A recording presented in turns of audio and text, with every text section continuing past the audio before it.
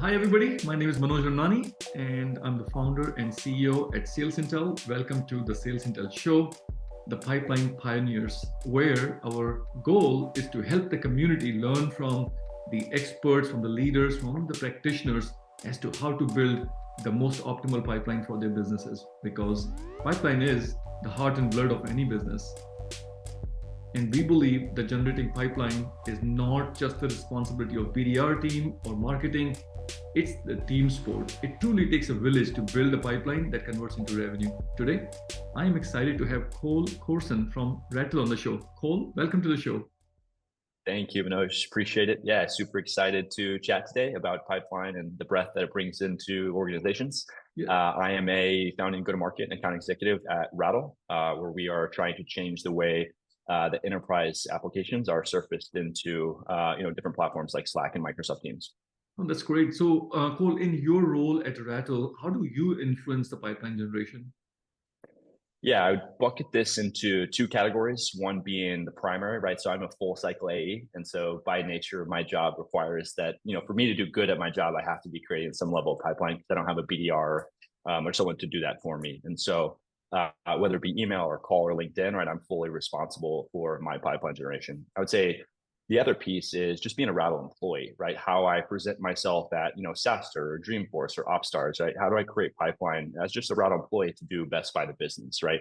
Whether it's on LinkedIn or creating posts or, joining speaker events like this, right? I think every employee, like you said, it's a team effort, right? You have to show up every single day to represent yourself and your brand and your company in a way that, others would perceive as nice, they're, wholesome as collective.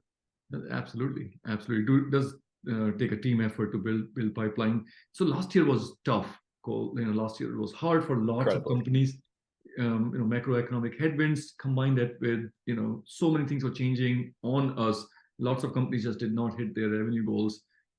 If you were to look back in last year, what is one learning that you would bring for the audience, or the mistake that you made, and now with the benefit of hindsight, say, I wish I'd done things differently? Yeah, I think everyone probably wish they would have pursued the quality over quantity before AI hit. I mean, that hit about midsummer last year, and you have all of these platforms that can do all this outreach on behalf of you, and it's creating a lot of quantity, right? And now there's like this space to produce quality, right? Whether it's like delivering goods or cookies or outreaching through connections or internal networks. And so, I think personally for us, I think um, we needed to probably go back and multi-thread better, right? So gone are the days of having, 4 or 5, 6 times pipeline creation, right? If you can get to 2 to 3 times and then really effectively manage that pipeline through multi-threading or through looping in stakeholders or making sure that that pipeline is advancing, I think is just as important as creating pipeline, right? You have to nurture that every day. And that's the first piece I was talking about, right? Showing up to events and, showing a strong presence and, caring for your customers or your potential customer. So I Love it. think I think getting ahead of that AI curve, which I don't know if anyone would have seen, to focus on quality would have been the move. Love it, love it. So quality over quantity. That is a big learning from last year. So now we are in 2024. The new budgets, new initiatives, new experiments, new ideas, right? Is there one thing that you are excited about in 2024? That what, this is what I'm going to try that will generate the pipeline for you and your book of business in 2024. Yeah, I think for us, it's really drilling down on the ICP. So I think Rattle's issue may be unique to others in pipeline creation, right? I was at Snowflake before. Getting someone to accept a Snowflake meeting is a little bit different than getting someone to accept a Rattle meeting, right? And so how do we navigate those waters, right? With less structure and less tools and right, category creation, right? Going from 0 to 1 is incredibly challenging. And so how do you, maintain leads that are coming in who just need, maybe exposure to your product, who aren't necessarily ready to buy, but you keep them in a nice nurture campaign, right? So it's, navigating all the different levels of the pipeline. And then I think making sure that your product is, at its best fit to serve. That's great. So focusing more on ICP and Yeah. then aligning your efforts towards them. Yeah, I think for us, right, at a Series A company where things change quite drastically, our product changes, our messaging changes, our ICP changes. Yep. When those things are always changing, creating that pipeline can be challenging when maybe marketing and sales and some of the messaging aren't aligned, right? So it's how do we get those all aligned based on new products that are dropping, new features that are dropping, or just things that customers want done a little bit differently. Yeah, no, makes sense. Makes sense. So now let's shift the gears.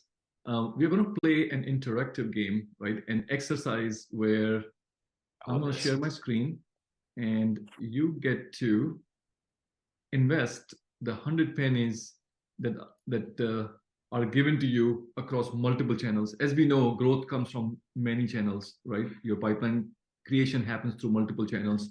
How would you invest your 100 pennies across the channels that you see here?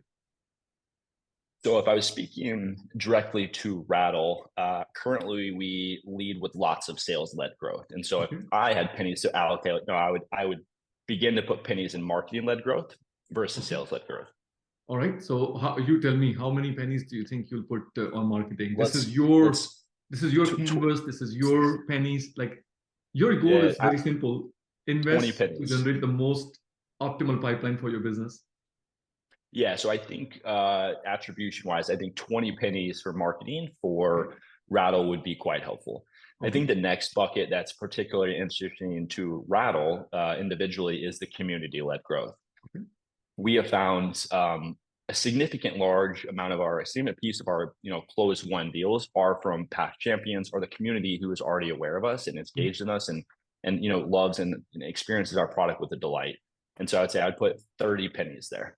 Love it. I love your focus and the doubling down on the investment on the community side. The channels that you strongly believe in. It's great. Yes, I would say the next would probably be partnership growth, just in terms of where we are at Rattle. So we headed up our partnerships team about the middle of last year. And so while be it new, I think there are lots of opportunities for us to partnership with companies who would be willing to leverage Rattle at their existing firms or their existing firms going forward. And so I would say 20 pennies there. Love it. You're spending 20 pennies on the partnership.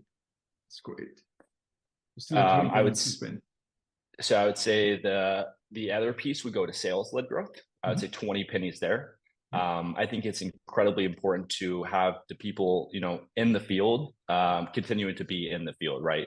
Pitching the product, getting iterations on first call decks and second call decks, and really being out and speaking to the ICP, not only to create pipeline, but to also get feedback for the other teams that you mentioned, right? If I'm a rep and I'm talking with the different personas every single day, and I get live feedback, I can then, at a small startup in a big firm, give that feedback and keep those feedback loops small to then transfer over to the marketing team or the growth team or whatever it may be.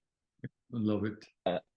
The last, I would say, maybe founder-led growth based on the stage that we're at, right? Sahil and Apurva and Milan have done a fantastic job building Rattle, growing Rattle, and really evangelizing the product. And I think, where we are at Series A, I think that still needs to continue, right? Sahil showing that he's in the space and excited about the space and, building something that his existing customers love, but future customers may also love. Oh, I love it. Anytime a founder comes out and is willing to get out and help, evangelize the solution, evangelize the brand, I think it helps the business. So I love your distribution of 20 pennies on the sales, 20 on the marketing and 20 on partnership, and 30 on the community, and 10 on founders. So now let's take a look at how does this is the chart that shows us how the community has been placing their bets, right? I'm going to overlay your data on top of this, so you can see how your bets stack up against the community. When you look at this comparison, is there something that surprises you? I mean, specifically to Rattle, we have a ton of sales led, and so it's interesting to see that people want to continue to put more pennies in that. But maybe each firm is a little different. But otherwise, I think the biggest differences are probably more in community led, right? But I tried to space my pennies off across all of our firm. But I did put some pennies in founder led, so I do agree with that.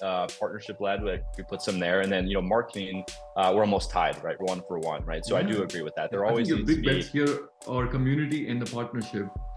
Yeah, entirely. So I don't think this shocks me a ton. And every organization's a little different, and the air that they breathe is a little bit different.